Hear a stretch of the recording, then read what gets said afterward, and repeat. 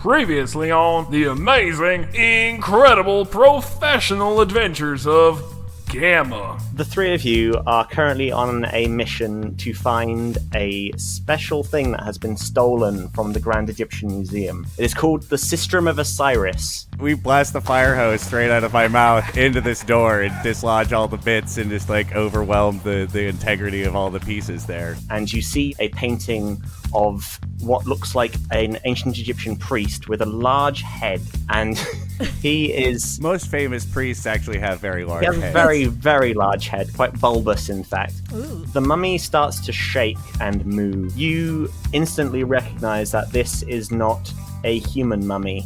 Ooh. The mummy pulls out what you notice to be the Sistrum of Osiris, the thing that you have been looking for. I want to punch him in the face and say, "Welcome to Earth." Okay. Although it seems he's been here for perhaps thousands of years. Yes. He flings you across the room with a psychic blast. While Dr. Martin might have summoned a demon by accident, we summon demons for breakfast. It's time for another exciting episode of G.A.M.M.A.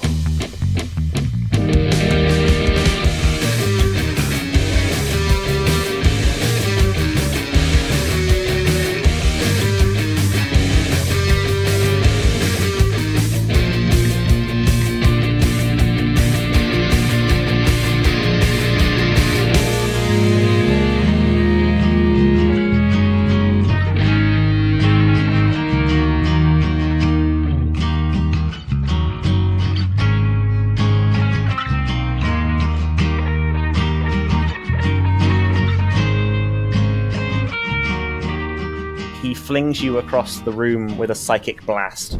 Can you please roll fragility? Oh. Oh, I got a natural 20. Okay, so you manage to avoid, hitting the wall. You sort of skid to a quite cool-looking pose at the back of the room. I do yoga with Tom Cruise's stunt guy, so.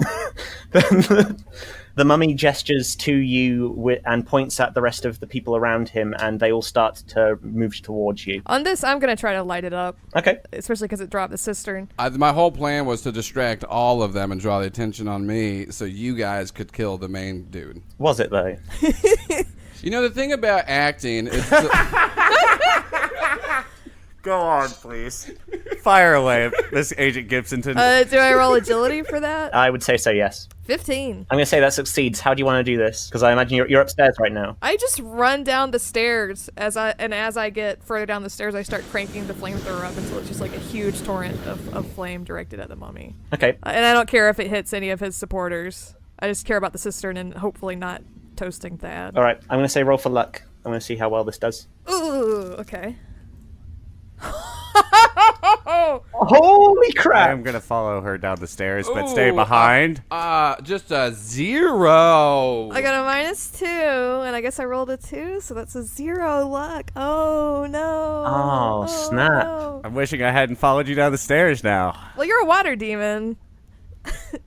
The nanomachines sort of freak out very shortly after you press the button, and the jet of flame stops, and your gun turns back into its standard, pistol recognition form. And you are now standing there, and the mummy turns to you, and he then blasts you back with a psychic blast as well. So please roll for agility. 16. You roll backwards onto the stairs, and you manage to get back to your feet, so you're not in too much of a problem right now. Well, I'm not happy about that. My gun. This is a very expensive gun that I depend on. Shouldn't be glitching out when I'm trying to fight a mummy. What are you going to do, Millard? So, the sistrum is on the ground, far, arm's reach.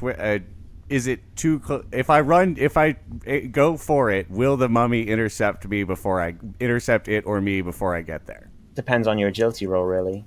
I mean, you could it's right near its feet, so it could probably grab you if you tried to get it from close up. And how are the followers responding to this whole experience?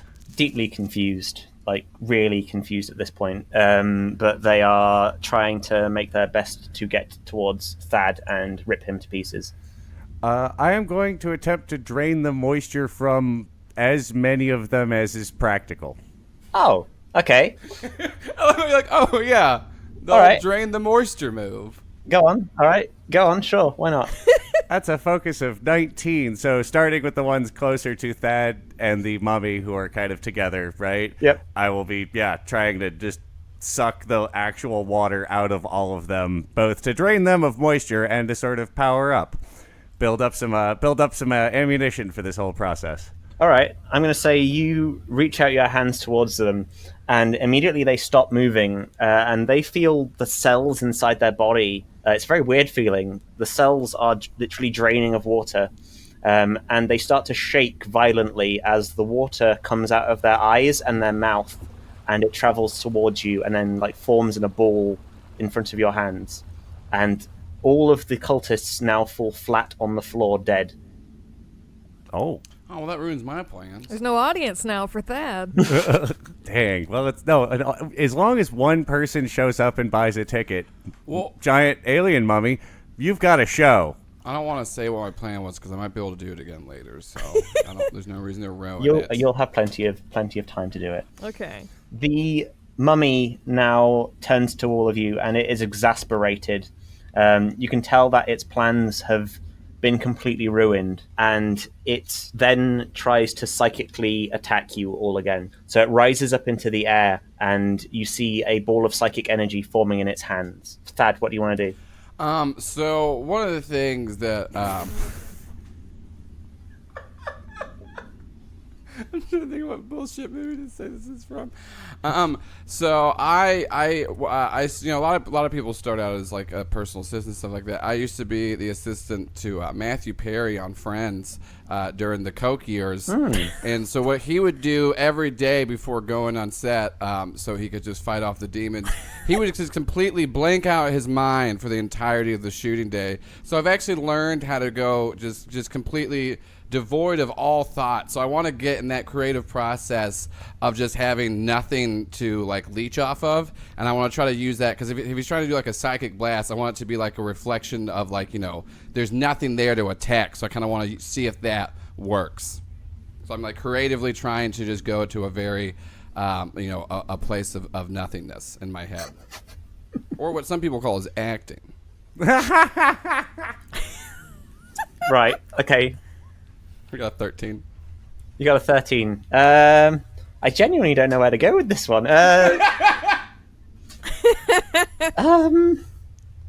What the fuck? That's what you get for inviting Joel on your show. I mean, it's up to you. I'm the one. I just made my mind go blank. You decide what you want to do with it. I'm not mad at any result. All right. I'd say you make your mind go serene and blank, as if you were on the set of a really interesting art house film. And you gain a moment of pure clarity. You can see that inside this room, the cultists have been using an elevator nearby to get out of this sort of chamber and up. And there are a couple of ropes on the floor, and one of the ropes is attached to a barrel full of bricks above in some scaffolding. I'm going to say that that's what happens. So there's this rope that is sort of in the sort of a shape of a sort of kind of noose, but not a noose. It's like just a wrapped bit of rope. So it looks like I might be able to like slash that and hit down. Potentially. Do I get to go again, or do you give someone else a turn? I can wait. I can wait. I would say let's give Rose a turn. I would just try to shoot the mummy. Okay. It seems a reasonable response. Yeah, no, I completely understand this. No, this makes a lot of sense. I mean, from like a general point of view, like. I got a 12 in agility. Okay. It's just a pistol. It's not going to do that much damage. But I'm just going to shoot its giant head. You're going to shoot at the giant head? I'm going to try to shoot the giant head.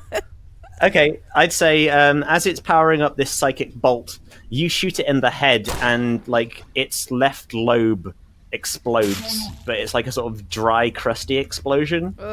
So it now only has half a head left, and it looks at you kind of pissed off. It's a little bit annoyed. Like it's going to take ages for it to reconstruct that, and it's not very pleased. And with the destruction of its left lobe, it loses its ability to use psychic blasts, and it falls to the floor. Millard, your go. Millard is still like holding back his water ball and thinking about how dry that explosion was and how maybe he just wants to hold on to this and just puts it around himself as a little water armor to try and absorb it. Yeah. Little floaties, like little water yeah. floaties. Yeah, little water shield just out to sort of absorb a little blast there. So he spends a second to focus that up in anticipation of the mummy getting back up and being mad about it. He's going to be very pissed. All right, roll for focus. I'm doing it. Oh, you know. I am not doing it.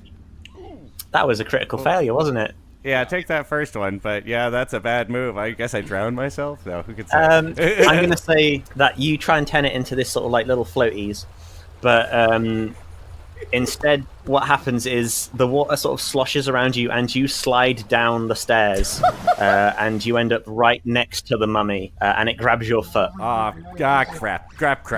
So the knife. Where's the knife? Where's the knife? I didn't know there was a knife. Is there a knife? Do you have a knife? The thing that he was using. The mummy was using. The elevators. The elevator and the rope.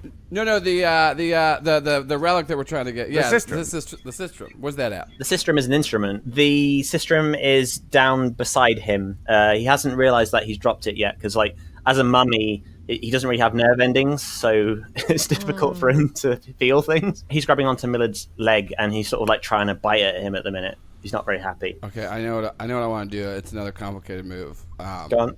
Okay, so I wouldn't expect nothing more. I want to scream out, take my card as I pull out one of my business cards that has a headshot of me and my agent's information. It is made of razor sharp paper. And I want to like take that and then throw it. I was almost in, Now You See Me, the magician movies. I did a lot of training. I never actually got a call for it, but I was almost in it because I was willing myself to do it. But it's fine. So I'm pretty good at card tricks. So what I'm trying to do is throw my razor sharp card at the rope. But what I want to try to do is use the bricks falling more of as a distraction. So as I throw the card, I want to go try to run, grab the instrument, and then use it on the mummy. But I want it to be like distracted because the bricks are falling. But that's why like I scream and throw the card and like make it very obvious. That's like supposed to be as a distraction. And then I want to try to get the sistrum. I want to try sistrum because I saw the mummy use it to kill absorb people to him. So pretty much what I'm trying to do is I'm trying to get all the mummy in me. Oh, okay. Oh yeah, no, that never that kind of stuff never backfires. That ain't gonna backfire. That's fine. That's what I was saying. But I'm using the bricks not as an. I mean, it does. I'm not saying that I'm opposed to it like hurting him, but I'm trying to use the bricks as a distraction more as an outright attack. Please let the bricks fall on the monster. Okay, please roll for agility. I got a natural 20. Fuck me. Okay. All right. Right. Okay. So I'm going to say the mummy turns, and as you throw this card, and it sort of slow motion goes past his face. Yeah, and then as it does it, like the way that there's some light coming in from like the elevator shaft, the light just like perfectly hits because it's kind of got like a metallic sheen to it. Oh no, the cards are enchanted. All G.A.M.M.A cards have but like it's got like, but I'm definitely smiling because the headshot. So there's that little like ding right off of my teeth on the picture as it's like flying by his face. And he gets a good look at like your headshot. And in another life, if he was a film director, he'd have casted you. Oh. Yeah, what is ancient Egyptian for? Oh, he's got the look. That light, that glimmer off of the card, actually causes the mummy to roil back a bit, and it cuts the rope, and the barrel of bricks falls forwards. But the mummy gets its foot caught in the rope, and the barrel is heavier than the mummy. So the mummy gets pulled up by the barrel, and halfway up, the mummy hits the barrel, and it knocks its arm off. The mummy goes up to the top, and it hits its head on the pulley, destroying another part of its brain. Then the barrel hits the ground. Some of the bricks fall out of the barrel, making the barrel lighter than the mummy. Naturally. The barrel moves back up. It hits the mummy on the way back up, shattering its other hand. It then lands on the floor on the bricks, and then the barrel hits the top, smashes on the pulley, and then the bricks and the wood fall down on the mummy. And the mummy is lying there in incredible pain. And the sistrum is on the floor, and you pick it up in the most epic way possible. Do I need to roll focus? Yeah, roll focus. Feel free. I got a 7. Jinkies. Oh, okay. How do I do this? You ring the sistrum next to the mummy, and the sistrum shakes and makes a very strange noise, and you feel an energy surrounding you. And you look down and watch as the mummy starts to shake and rattle and roll, and it sort of breaks up into pieces. And you look down and you find that your skin has now gone a sort of horrible brownish mummified color. Smooth. Ah. All right, I take some selfies, and I don't think I have any signal right now, but I just like I like make a little note to send these to my agent for some updated headshots, saying that I'm like I'm definitely like camera ready for a lot of horror stuff, so that's gonna like really open my range. So do you drop the cistern? No, we're supposed to come and get it. Mm-hmm. You were. Hi, you might know me as the man from G.A.M.M.A, but my name is Aloysius Pumpernickel, and I'm here to do the mid-episode break. I hope you're enjoying the episode. It brings a tear to my eye to hear some actually competent agents doing their job, unlike those underfunded, anti-capitalist morons across the pond. But hey, we're not here to talk about idiots. We're here to talk about all the cool stuff that's going on around this podcast, like our Discord server. If you're enjoying the show, you want to hang out with other people who also like the show, you might want to hop on. You can find the link on the Twitter, that's at OMENcast. Come on in and talk to some like-minded people. The other thing we recently got is we got a Patreon, which means you can come on over if you like the show and support us. You can donate as little as $1 a month and you'll get access to some exclusive Discord server rooms where you can hang out with the other Patreons and feel all high and mighty about yourself. You get access to early episodes when they're edited and behind-the-scenes stuff. And when we get to 20 patrons, Sean, the British guy that usually runs the game, he's going to be running a special set of one-shot Christmas party episodes with those 20 patrons. As long as they want to and have a microphone and steady internet, of course. Speaking of the Patreon, we want to give a big thank you to Anna Jorgensen. Anna's also going to get to design a gadget for the team to use in the next arc or season. Sean will contact her when the time comes. On top of all that, we also have a fan wiki now. You can find that at omen-investigations.fandom.com, I believe. We're looking for people to update that and kind of own it a bit. We're seeing a few people edit it this week, and it's starting to come together, and it's looking really nice. Good repository for all the lore and bullshit, really, that Sean comes up with sometimes. If you like the show, please don't forget to leave a subscribe? That doesn't make any sense. Leave a review. Subscribe on Apple Podcasts. Leave a review. Give us 5 stars and gush about how amazing we are. Because honestly, it's a huge way of how we get new listeners is through the rankings and such on Apple Podcasts and other podcast services, of course. We would also highly appreciate it if you went and told all your friends about O.M.E.N Investigations and how good of a podcast this is. Spread the word on Twitter, on Facebook, on MySpace, on ARPANET, on DARPANET, on, I don't know, whatever the kids use nowadays. Don't forget to check out our Twitter, at OMENcast. Follow us to see all news about new episodes, and if you tweet about the show using the OMENcast hashtag, we might name a character after you. We've had several like that already, like Toot Hill, Becky Toot Hill of Toot Hill Farms in the Halloween episode, and some other people that I can't think of off the top of my head. I'm going to let you go, and now we're going to see what happens to someone who eats a mummy with an old dusty instrument. Alright, I'll see you next week. Bye.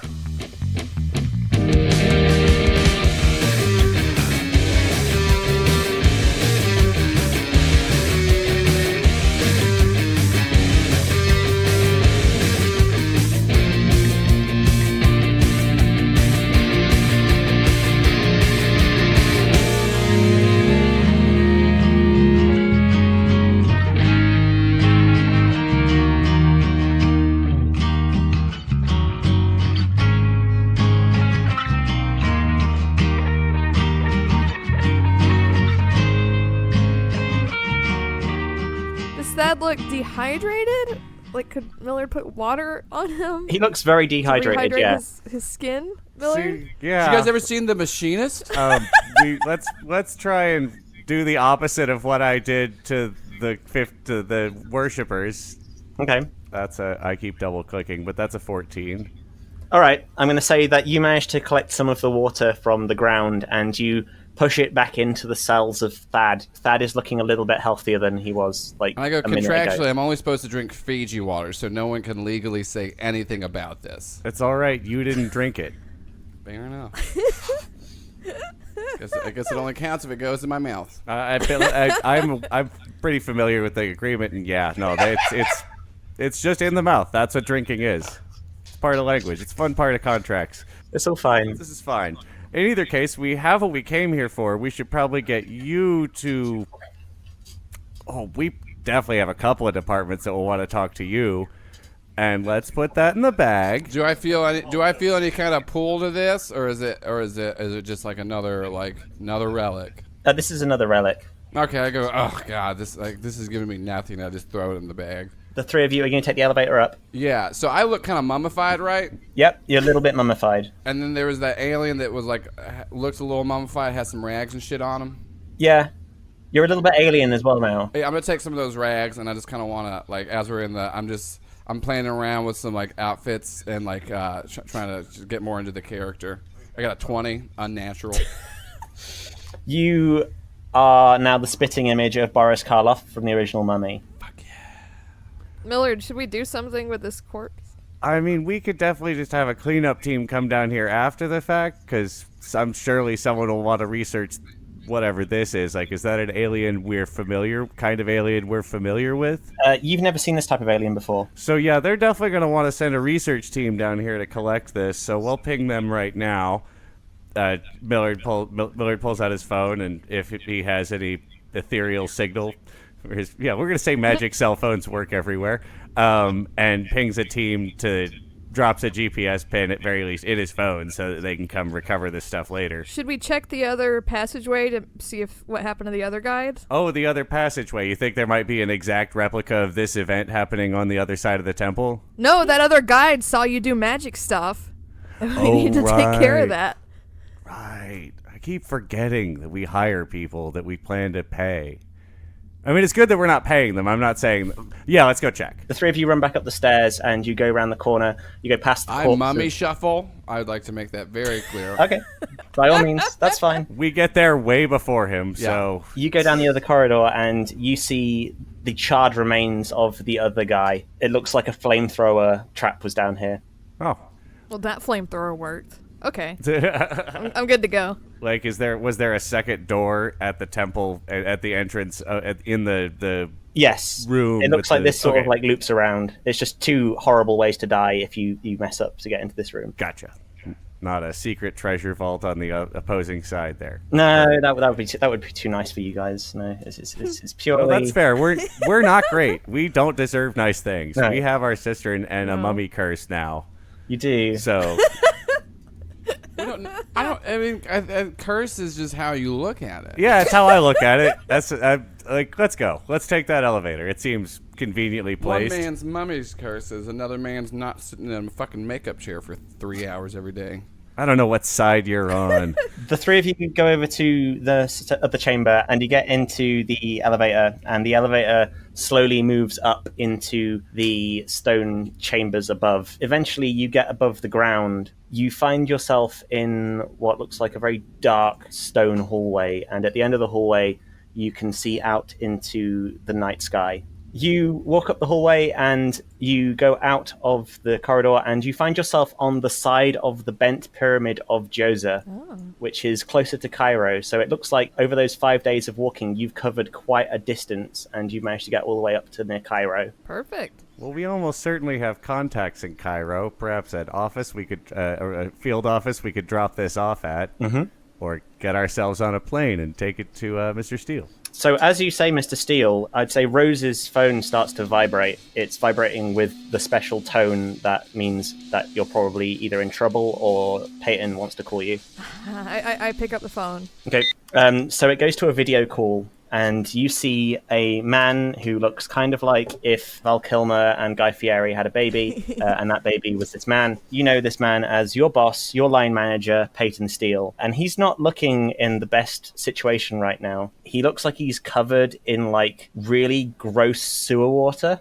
He's had a very bad couple of days, it seems, and he's got like 3 cats on his shoulders. Is this like normal for him? No, this isn't normal for him. Like, he looks really stressed out right now. I tell him I enjoy the Swamp Thing look he's going for, and I say that we could definitely do some like fun Monster Mash for the Halloween company party this year, because I still am in full mummy These gear. calls cost something, Mr. Steele. We have recovered the object. We are ready to go home. We've pinged the cleanup teams and research facilities. They have some interesting stuff to look into here. Well done, Millard. He looks around and picks one of the cats up, and he sort of pets it slightly. We have a problem, okay, guys? Okay. It looks like the guys from O.M.E.N, they have awoken a vampire hive where I've been investigating here in Louisiana. The vampire queen and her hive have all vacated. I put a tracker on them just before the entire hive was flooded for some reason. And I was washed out through the sewer system. And then I found that the town was completely empty. There were dead bodies everywhere, and there were these cats. It was weird. Even for us. And I think that they're on their way right now to Cairo for some reason. I'm afraid you guys are going to have to try and figure out what's happening, because I can't get there in time. Well, sir, I believe we should be able to make it without too much trouble to Cairo. Well, I can tell your GPS says that you're right next to it right now. Oh, right. I can use this thing to absorb their essence if you want me to. Hang on a minute. What's happened to your skin? Oh, well, I just typical, day in the life. You use the cistern, sir. I'm just kind of got a little bit of mummy. Your head looks bigger than it used to. What's going on? Oh no. Well, as we all know, the great study of phrenology, the larger the head, the more divine energy you can let in, sir. You have, you cannot stop trying to clear your throat. Millard has just made your throat impenetrably dry. And he will not hand you the flask, ever-flowing flask he keeps on him. So, new kind of alien, mummies. New kind of alien? Yeah, they got big old heads, kind of like, like that. Interesting. It looks like on the satellite imagery there is an O.M.E.N base nearby. They've been mobilizing for some reason, some heavy machinery and some missile emplacements. Could you go over there and try and figure out what's going on? Is this like a covert thing, or...? Covert as hell. Try and be as careful as possible. You know how they are. Okay, so you don't want us to murder... I didn't necessarily imply that you can't murder. I get you. And then I whisper the other two, they definitely wants us to murder everybody. Doesn't matter. I don't really give a damn. I've got to get on the next plane, figure out what I do with these cats, and then get over there as quickly as I can, okay? Okay. Oh, I'll take one of the cats, sir, if that's a problem. That's fine. I've got a special thing planned for them, actually. Sounds great. I'm not going to eat them. How many cats do you have now? Did you say meow? So we, I guess, start walking to Cairo, it sounds like, is our plan. So Peyton hangs up, and then the 3 of you slide down the side of the pyramid and head towards the O.M.E.N base. Excellent. And we'll see what happens to you in the next episode of O.M.E.N. I'll see you next time. Bye.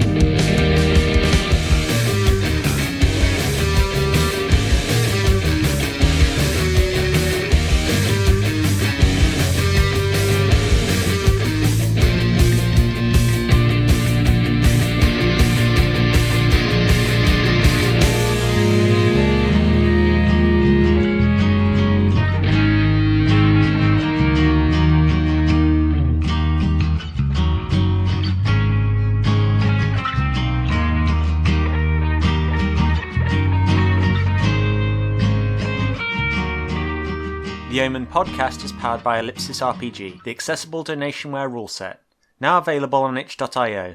If you like what you're hearing, please rate us on iTunes or wherever you get your podcast. You can tweet to us at the hashtag OMENcast, that's O-M-E-N cast, and who knows, you might get a special mention in one of the episodes from us. Thank you for listening, and remember, stay vigilant. You never know what's out there. Hi there.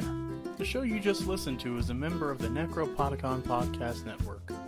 Head over to necropodicon.com to find tons of other shows you'll love. While you're there, check out the cast and crew profiles and fan art galleries.